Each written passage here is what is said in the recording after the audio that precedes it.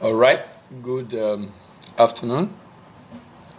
You're welcome to another edition of Import-Export Platform, Facebook Live, the Sunday edition, which holds in the afternoon every Sunday by 1 p.m. and the evening session 7 p.m. And basically we talk about import-export issues in Nigeria. My name is Delia Imibo. I am from 3Team Pest Trade Academy. And we'll continue from where we stopped the last time. The last time we actually stopped at cost element. And today we are looking at part 6 of export pricing, export costing and pricing. And our focus today and for the next few days, probably tomorrow and next tomorrow, will be on Incoterms. Incoterm is, I'll call it a grossly misunderstood term in international trade. A number of people have tried to define it, and sometimes they actually have the wrong definition. And I'll give an example later on. But it's very important we understand the rule of Incoterm. Incoterm started in 1930, I think 30 or 31 or so. Some 1930s. That's when we have the first Incoterm. And to drive home the point, for you to understand how vital Incoterm is, Incoterm actually lay to rest the challenges or the challenge of argument and counter-argument between buyer and seller when anything happened to the goods while it's in transit. So imagine this scenario. A product left Nigeria bound for United Kingdom, probably supposed to get there in 2 to 3 weeks. For one reason or the other, while in transit something happened. A tsunami happened, an issue happened that made it impossible for the vessel to get to destination. It made it impossible for the vessel to get to destination. And you know what happened afterwards? The vessel capsized. The capsizing of the vessel eventually led to the loss of the goods.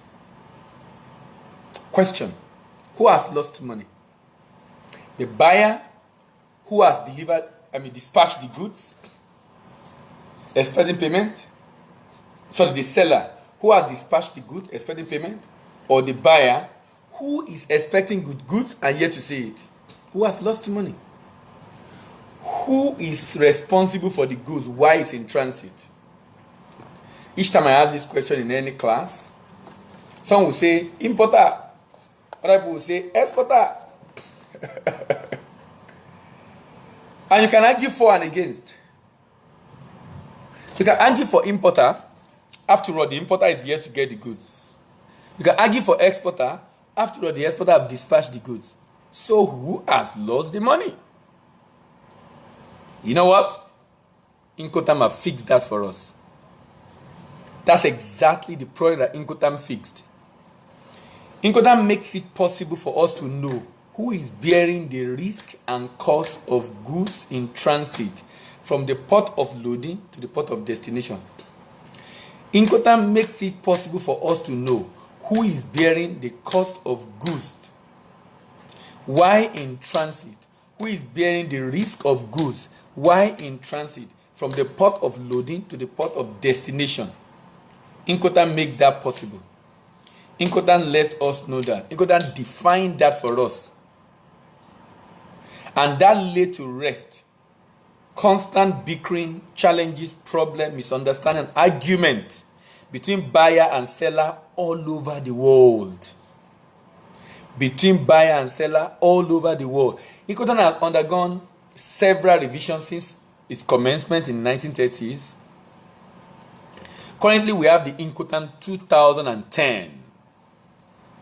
So what I will be doing in this session, having given you a background, an idea of what Incoterm represents, I will now begin to analyze and show you how Incoterms affects pricing. Incoterms is a very, very critical element in pricing. Incoterms is a very, very critical element in pricing.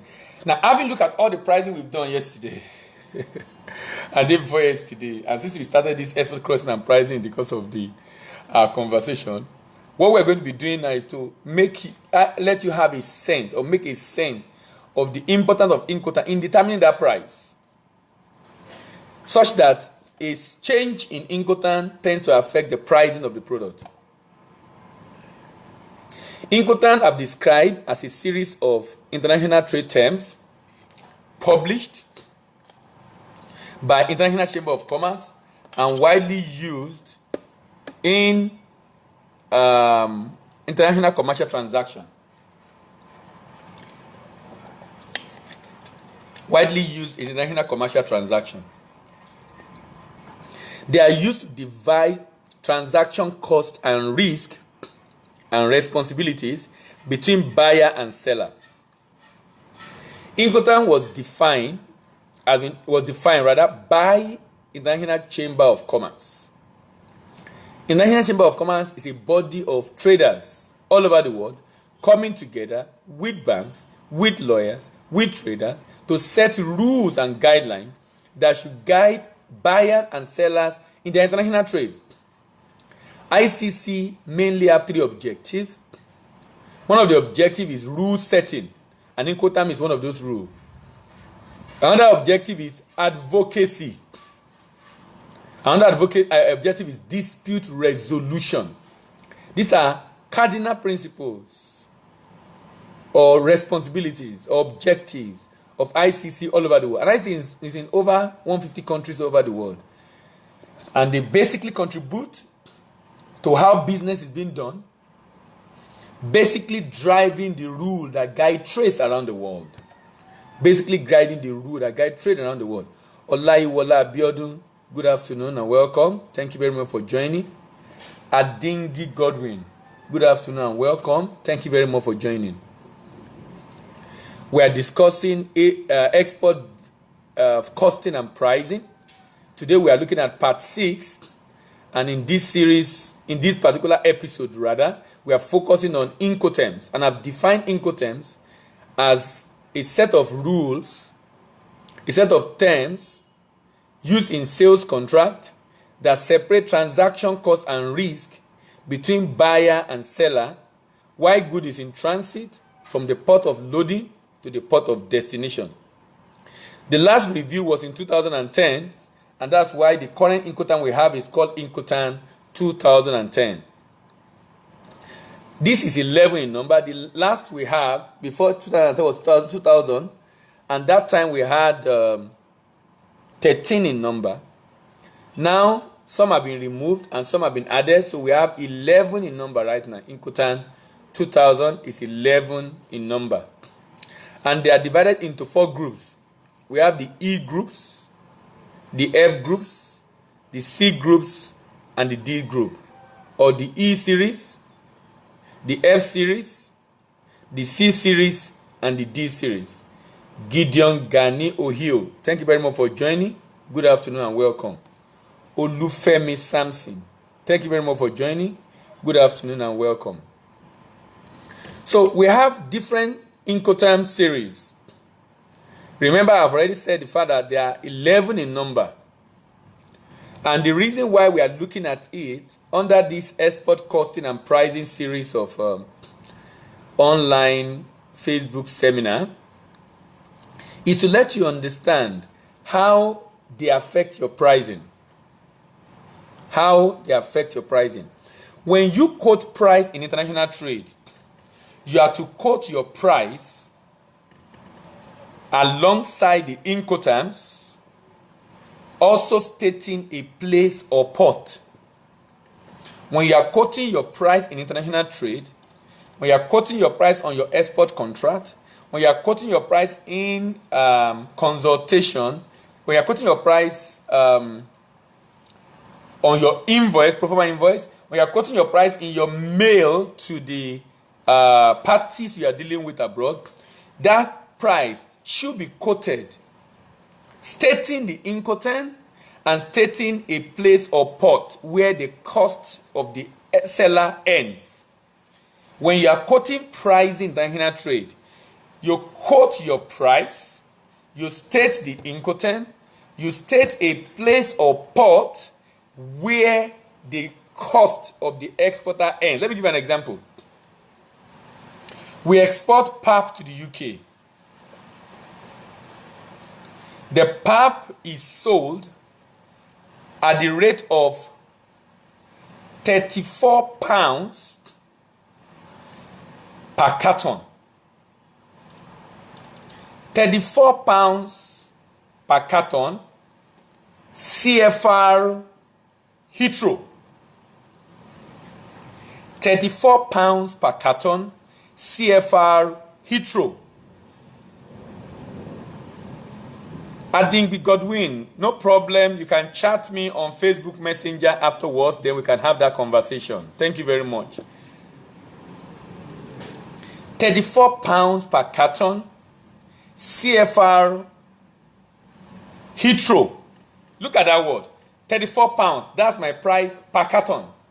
CFR is the Incoterm, and I will define that later on. Let's just take it one by one. CFR is the Incoterm. CFR Heathrow. Heathrow is the airport where the good is delivered. So, and there is where my cost ends. So my cost for that pap shipment ends at Heathrow Airport because I'm bearing the cost of the shipment of that pap from Lagos to Heathrow Airport. I'm bearing the cost of that pap from Lagos to Heathrow Airport. Let me give you an example. This is the pap I'm talking about. Some of you are very more familiar with this pap. Some of you are very more familiar with this pap. This is Ogi pap. And I ship this to UK every month. This pap, there are 20 of this pap in the carton. There are 20 of this pap in a carton. That 20 pap in a carton is £34. That 20 pap in a carton is £34. So the price now of this product is £34 per carton, CFR Heathrow. Now, let me give you another example. Let's assume that in selling this pap, I'm selling it at I'm not bearing the cost to destination. I'm bearing the cost delivering to the airport. The importer bear the cost of shipment to destination. Let's assume.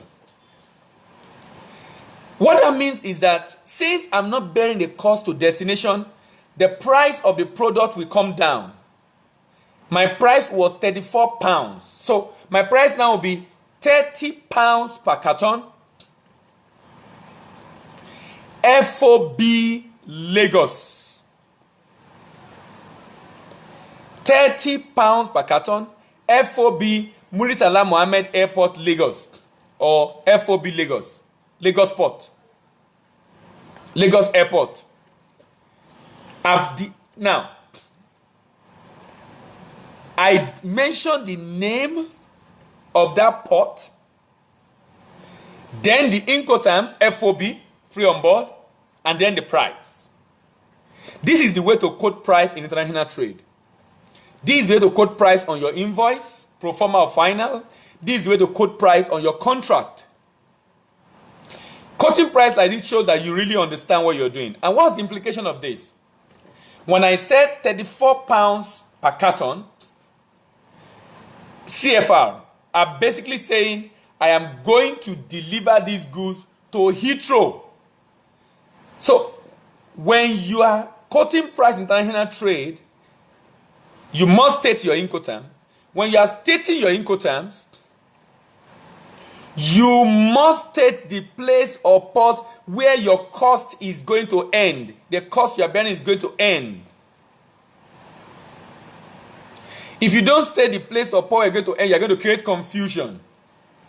Where will your cost end? Where will the cost of the importer start from? That should be clearly stated.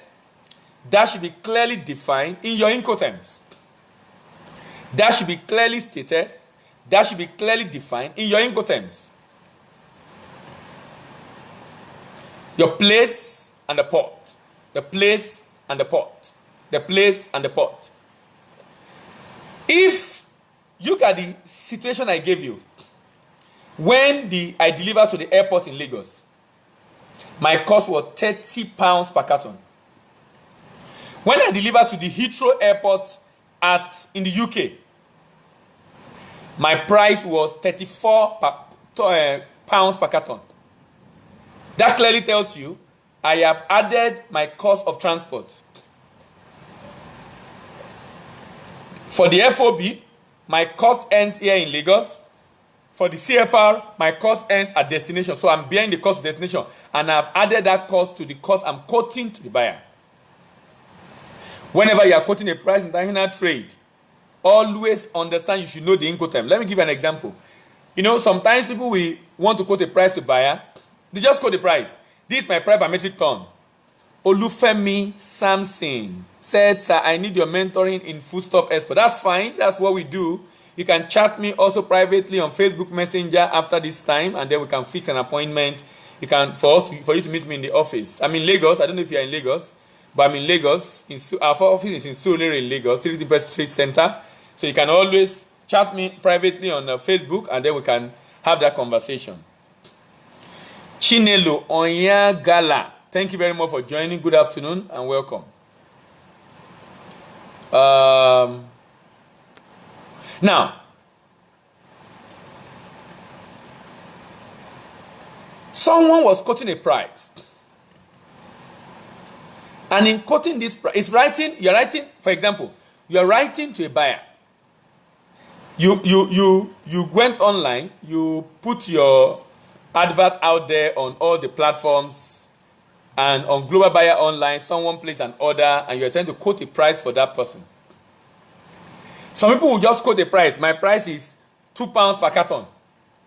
You have not communicated anything. If that's what you are communicating, if the buyer on the other side is a thoroughbred, if he understands exactly what he's doing, he's going to ask you, what's this price about? What's this price about? You cannot quote a price and just say your price is £2 per carton. That shows the person is not a thoroughbred. He doesn't understand exactly what he's saying. He's very not clear. He's grossly ignorant. Massively ignorant. But there's nothing wrong with being ignorant. Ignorance is a gift. It keeps you humble. Every one of us is ignorant in one way or the other. What we should not do is to remain ignorant in a critical area of our life. There are areas you can remain ignorant. You can remain ignorant on how plane flies because you're not a pilot. As long as you have a pilot that will direct you. But you can't be ignorant in your own business. You can't be ignorant in your own business because that's critical to your success. So you want to acquire all the knowledge needed for you to be able to thrive. Like I said, there's nothing wrong in being ignorant, but there's everything wrong in staying ignorant in a critical area of your life. There's nothing wrong in being ignorant in areas that are not very critical. Not critical in the sense that you're not the one that will drive that area. And I gave an example of a plane. I don't know how a ship is being driven. If I know it is good, but if I don't know it, it's not very critical for me. If you have a car and you don't know how to drive, that's critical. I've had cases of someone, sorry to digress, who of course not very nice to his driver, and the driver got a job somewhere else, and the driver ensured that there was traffic right there I think it was a third mainland or something. The driver already planned it to show his own wickedness, because the driver also is weak in his thinking, and he has to do that to a boss that he probably will need in future. I don't know, maybe he got a bike that was also on third mainland that was following them, and stopped in the middle, throw the key at the woman, jump on the bike and left. And that's the way he resigns. And the woman cannot drive. She has to call someone who came to rescue them. Now, that ignorance is a vice. She's the owner of the car. She doesn't know how to drive it. That's not good at all. That ignorance is a vice. Now, what I'm trying to say is this. There are some critical areas of your life you cannot afford to be ignorant. But there are some not so critical areas that you can afford to be ignorant. So if you want to do trade business, you don't want to be ignorant in learning all you need to learn. And I can assure you, this information are very much available. What you need is time to sit down and listen and read. So let me continue. If you write in a full corporate offer, or you send a mail to an intended buyer, quoting your price, the best you can do is to quote an FOB price. You must quote a price, and it must be an FOB price. If you are aware of a price called CFR, and you quote that CFR price, you have also demonstrated a degree of ignorance also. Because you can't quote a CFR price to a buyer when you do not know the destination. To quote a CFR to a buyer, you need to know the destination of that buyer so that you can then know the exact cost of moving goods to that destination and then factor that into your pricing before you can quote a price. So if you're going to quote a blanket price, you are going to make some assumption. You are going to assume where your own risk is going to end. And any assumption you are going to make must be within your country. You can't assume the risk is going to end in the buyer's country where, number one, you don't even know the buyer's country. You don't even know. The fact that the person is in the UK does not mean he's shipping to the UK. It could be shipping to Germany. The fact that the person is in Shanghai does not mean he's shipping to Shanghai. It could be shipping to Singapore, to Hong Kong. It could be shipping to somewhere else. So you cannot assume that because the person is in a particular location, that's why you are quoting the CFR price in that location. So you are better off quoting an FOB price, which shows that your risk and cost ends in your own country. Incoterms is very important and very critical. People have made huge mistake in their trade transaction in quoting the wrong Incoterm. People have made huge mistake in their trade transaction in quoting the wrong Incoterms. And quoting the wrong Incoterms, we mean when you sign, you won't be able to change it again. And if you don't ship, you are basically telling, you have joined the statistics of people who are destroying our reputation in the international market and making it very difficult for other Nigerians looking to expand their business abroad to have challenges in getting buyers because the buyers are saying, you guys don't honor your contract. You guys don't honor your contract. You need to have an idea of how long it will take you for that contract, for you to do that contract. Very important. Very, very important. You need to have an idea of how long it will take you to be able to ship. You need to be sure you're able to ship. And even if you're not going to be very profitable and you discover that later, if it's not going to be, at the end of the day, you are going to incur a loss. No, it's going to be very, very serious loss. And what's the real issue with having a loss in a business?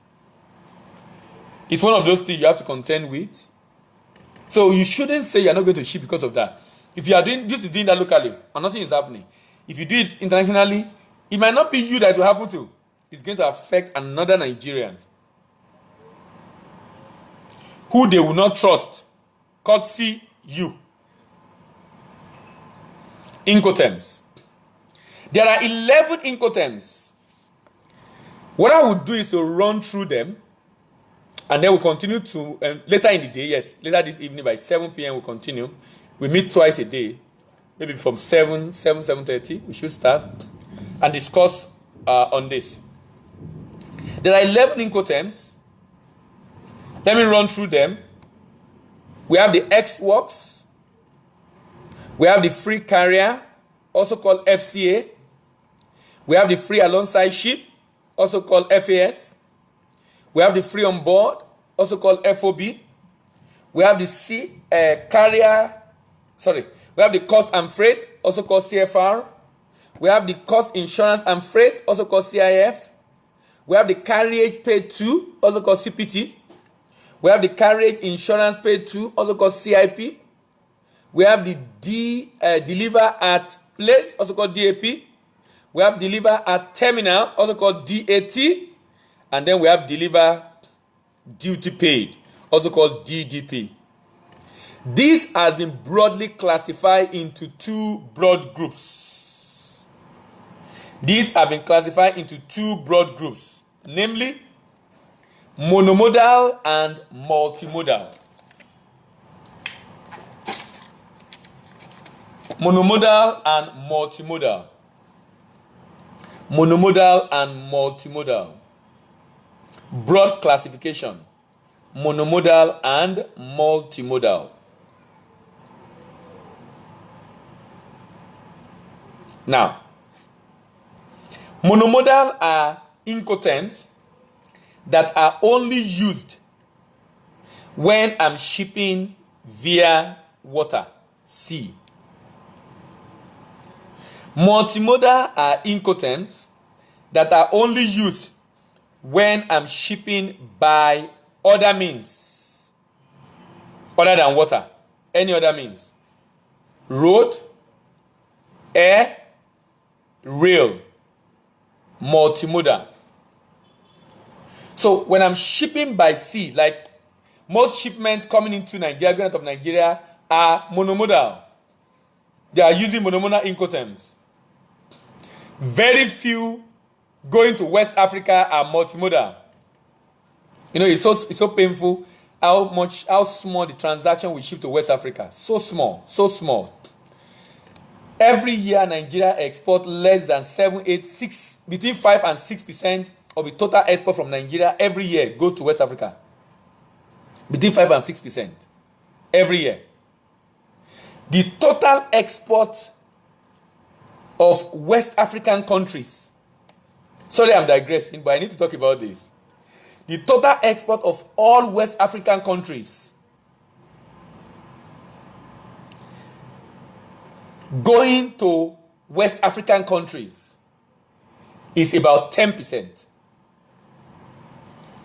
The intra-regional trade of West Africa is about 10% of the total export of West African countries. Nigeria, out of that 10%, Nigeria is contributing about 46%. Nigeria alone, about 46%. 40-something percent.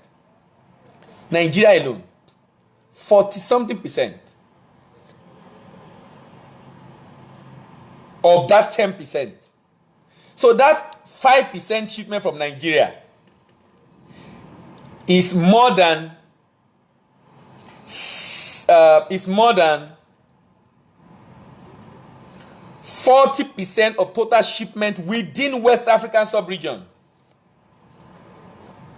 We are not maximizing the Incoterm for monomodal, for multimodal. We're not shipping a lot by within West Africa. And understandably so, there are a lot of challenges, really. A lot of challenges. Shipping within West African sub-region will mean that you have to go by road or by air. Air will be mega expensive. Mega expensive. She going to Cote d'Ivoire and coming back is almost 200,000 naira by air. Cote d'Ivoire and coming back is almost 200,000 naira by air. You can travel to Europe at that cost. During some period of the year, you can travel to Europe at that cost. As you go to Europe and come back at that cost. But Cote d'Ivoire here. Cote d'Ivoire here. So going by air is no. Road is better for shipments within West Africa. But the best for us is rail or sea. We could have done sea, but we can't do sea in West Africa, mainly because most of the shipment leaving Nigeria, the vessel leaving Nigeria don't go to West Africa. They go to Europe and Asia. So if I need to ship to Ghana, Cotonou, Togo, Gambia, typically, the vessel that will pick my good in Nigeria will go to Europe first, offload, reload, and another vessel will come and bring it to that country. It cannot be less than 1 month. It cannot be less than 1 month. A journey that can be done in less than a week by a vessel, in less than an hour or two by air, in less than maybe a week also by road, but have to spend a month by sea because we don't have any vessel across that region. But thank God, Nexim Bank is graciously working on that seriously, and I mean very seriously, very, very seriously. I met with someone there recently and we discussed extensively and said, look, Dele, before the end of the year, the Sea-Link, financed by Nexim and some other stakeholder, will be operational in the West Africa sub-region. All right, I'm excited to see that happen. All right, so monomodal Incoterm,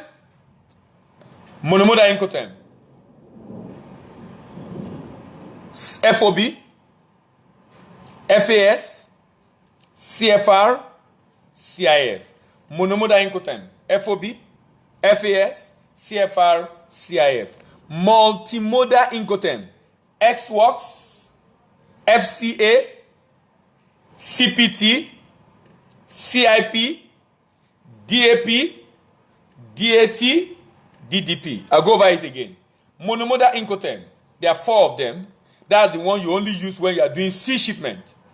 Free on board, free alongside ship, cost and freight, cost, insurance and freight.